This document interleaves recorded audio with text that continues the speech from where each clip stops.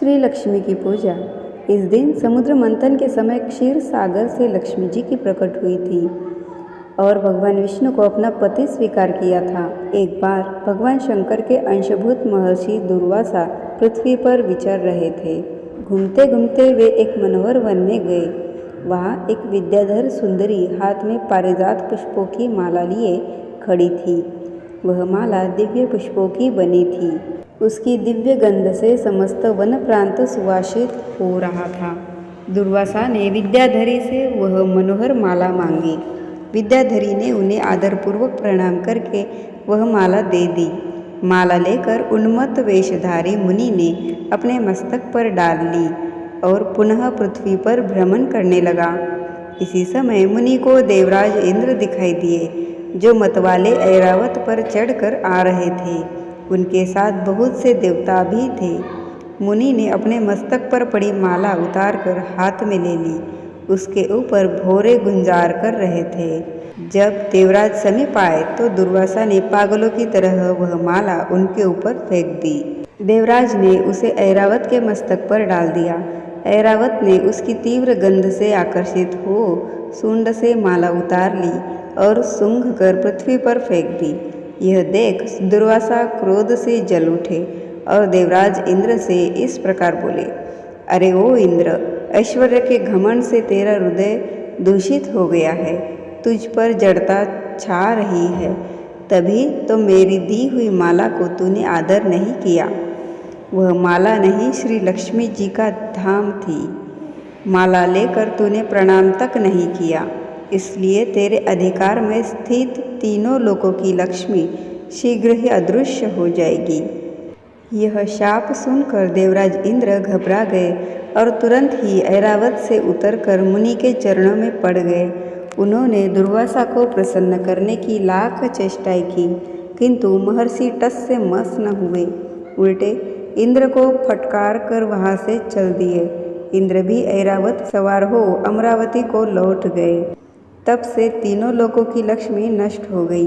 इस प्रकार त्रिलोकी के श्रीहीन एवं सत्वरहित हो जाने पर दानवों ने देवताओं पर चढ़ाई कर दी। देवताओं में अब उत्साह कहाँ रह गया था। सब ने हार मान ली। फिर सभी देवता ब्रह्मा जी की शरण में गए। ब्रह्मा जी ने उन्हें भगवान विष्णु की शरण में जाने की सलाह दी तथा सबके साथ वे स्वयं भी क्षीरसागर के उत्तर तट पर गए। वहां पहुंचकर ब्रह्मा आदि देवताओं ने बड़ी भक्ति से भगवान विष्णु का स्तवन किया। भगवान प्रसन्न होकर देवताओं के सम्मुख प्रकट हुए।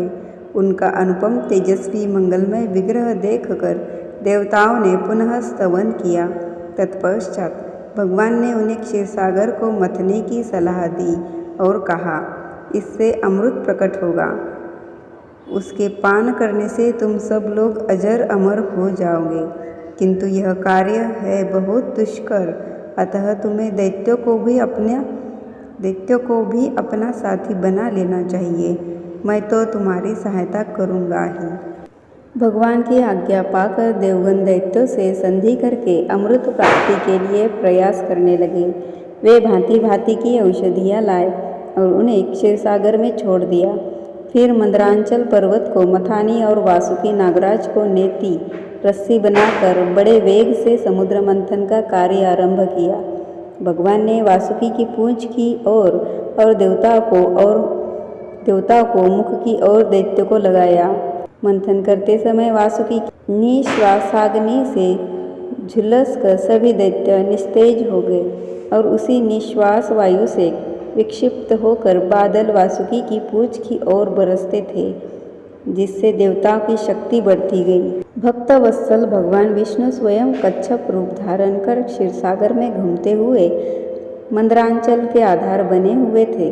वे ही एक रूप से देवताओं में और एक रूप से दैत्यों में मिलकर नागराज को खींचने में भी सहायता देते थे तथा एक अन्य विशाल रूप से जो देवताओं और दैत्यों को दिखाई नहीं देता था, उन्हें मंदरांचल को ऊपर से दबा कर रखा था।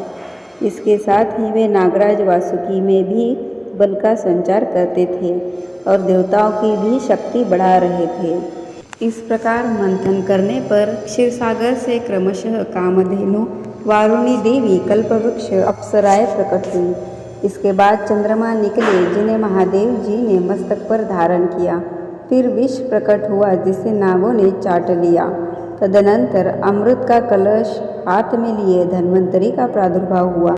इससे देवताओं और दानवों को भी बड़ी प्रसन्नता हुई। सबके अंत में क्षीर समुद्र से भगवती लक्ष्मी देवी प्रकट हुई। वे खिले हुए कमल के आसन पर विराजमान थी।